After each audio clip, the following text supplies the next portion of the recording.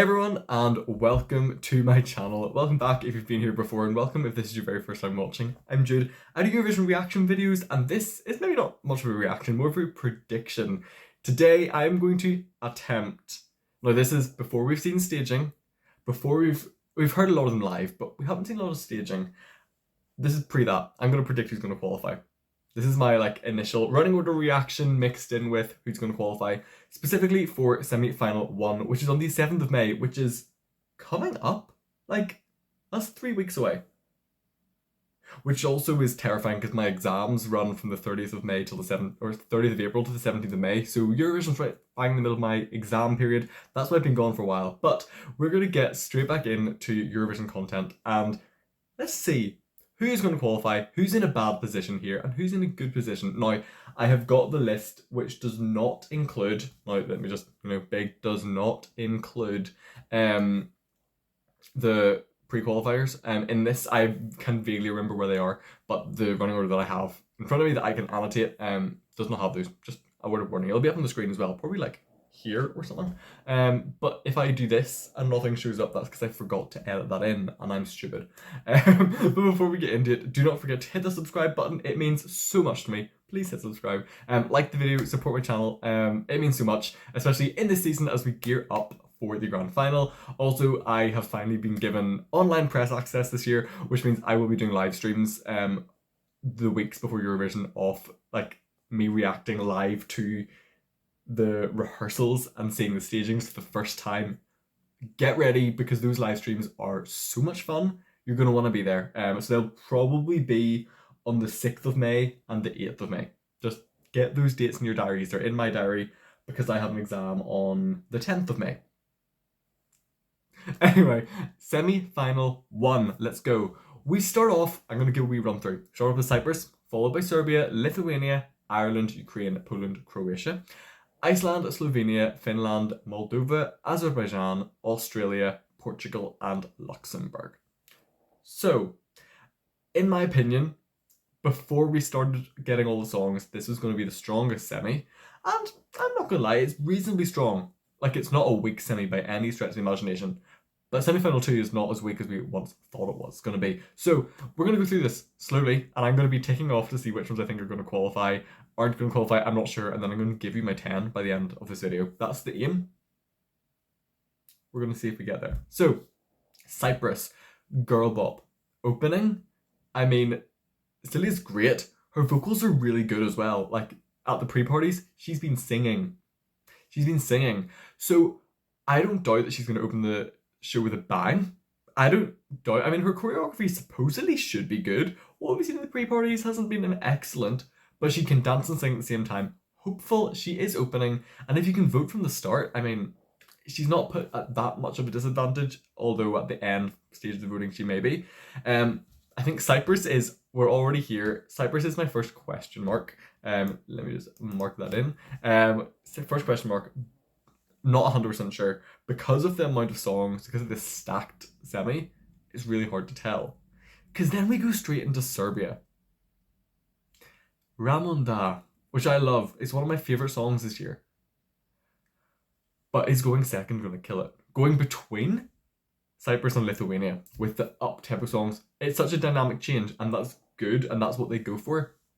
But will it die? It's so hard to say. Really for Serbia, it's really hard to say. However, in the past couple of years, the only country that's ever managed to qualify from second position was Armenia last year. So it is possible. Is it likely though? Again, question mark for now. That's to be refined later. Watch me say they're all question marks because it could happen. Lithuania though, qualifying. Sylvester Belt at the pre-parties has been doing so well. People are getting it. People are seeing him do it live. Sylvester Belt is qualifying for Lithuania. He's got his package ready. And I'm here for it. So here for it. That's my first qualifier. I'm predicting Lithuania's going to make it. Okay. Then we move on to Ireland. Shock factor is there. The fact that Ireland haven't qualified since 2017, 2018.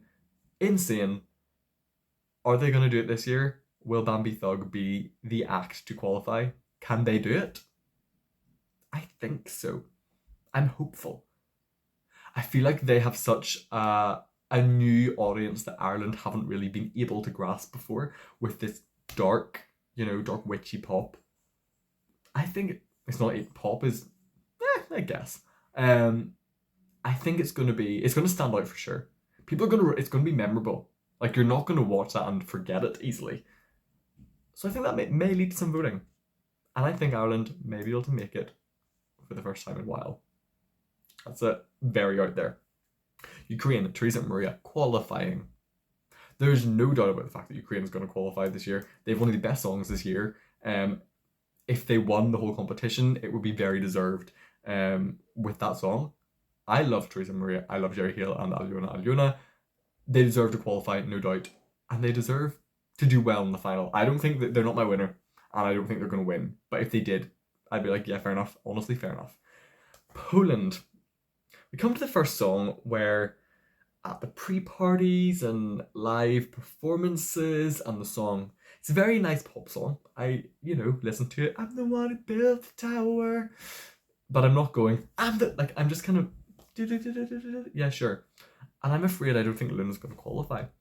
Loki, as simple as that. Luna's not going to qualify for me. And it's sad. But in this semi-final, 5 people have to not qualify, so I think Poland is going to be one of them. And that is my prediction. Croatia, Rim Tim Tagi Dim, Baby Lasagna is qualifying his way straight through, no questions asked. Big tick for Croatia. In the semi-final first half, I've already chosen 4 qualifiers out of 7. So I'm going to have to, be a bit more stripped back in the second half, but I think that's very possible. Very possible. So we move on to Iceland. Hedda Björk. She's had her time in Eurovision, and she was great then with Je ne sais quoi. This is not her year. This is not her song. Iceland is out. And it's not really surprising to me. They need to really do something about how they run Söngvakeppnin. And as much as I love the songs this year, the live performances were not great. Anyway, Slovenia, Raven. I mean, obviously I'm going to say that Raven is going to qualify for Slovenia. Like, Veronica is my favourite song this year. It's one of my favourite songs in Eurovision of all time already. Like, my Slovenian stan era is not over. And Raven could not put a stop to my Slovenian stan era. Because that song is insane. Vocally, she's insane. She's been eating up pre-parties. Qualification for Slovenia, please. I don't even think Slovenia are qualifying the betting odds. Let me check that real quick. The odds for semi-final 1 qualifying, Slovenia's in 11th, which honestly robbed, like really robbed. They should not be 11th. Slovenia's going to qualify. Like, I will be voting for Slovenia. Finland. Now, this is where it gets a bit, for me, confusing, because Finland's, like, going to qualify. But it's not going to do as well as we think. That's my opinion. I don't think Finland's going to be top 3, top 4, the way some people may think it's going to be. I think it's going to qualify. I can give it a tick. But I don't think it's going to qualify with as many points or as high up as we think it might. Maybe controversial. But I don't think it is. We moved to Moldova though, in the middle of my X, because don't qualifying. That was really bad English, but Moldova not qualifying. Unfortunately, the song is not strong enough. It's not visually appealing enough. If we take what we saw in Edinburgh Nationale, I don't think it's going to be elevated in any way for Eurovision. Unfortunately. Then we move on to Azerbaijan. They're in the contest, therefore I'm giving an opinion here. And so they're a question mark, but a X question mark. The song, I enjoy parts of the song, don't get me wrong. Some parts of the song are good. And other parts I'm like, it's just, I love that kind of music. But there's just something about that Azerbaijani song this year that it just doesn't, it's not in my playlist. I'm not listening to it regularly, which is making me slightly more biased as well towards it. But it's just not 100% my thing, not 100% sure how it's gonna go. It might be really good live. It might be really good live, but we're yet to find out. And at the minute, I would put Azerbaijan as an X. An X. Sorry, Azerbaijan. But I'm not sorry either. Then we move on to Australia. One of I'm gonna have to be careful if I say this. One of my least favorite songs this year, but I don't dislike any of the songs this year. I actually love all the songs this year. Or not love. I can listen to all the songs this year, you know. I would listen to them all. There's none that I would skip purposely. And so Australia is just not high on my top. It's not high on my favourites list. But it's a very strong song. Electric Fields are great. So there's potential for them to qualify. Singing with an Aboriginal language, you know, bringing that to Eurovision for the first time. If it's performed well live, which I don't doubt it will be, I can see qualification for Australia, but I'm going to put them as a question mark right now and come back once I've finished the semi-final. I've only got 2 songs left, Portugal and Luxembourg. So Portugal, Ireland agreed to 12th in the odds, I think. For what reason? Because yes, it's a ballad and it's a there's no juries in the semi-finals anymore, but surely that's going to stand out. Also 14th in the running order, it's coming at the end. Yolanda sings it perfectly, with power, with vigour. I am in awe of that performance every time I watch it, the Festival de Canção one. So I would say Portugal's going through. I would very much say Portugal's going through. And we get to Luxembourg, where honestly, they're back.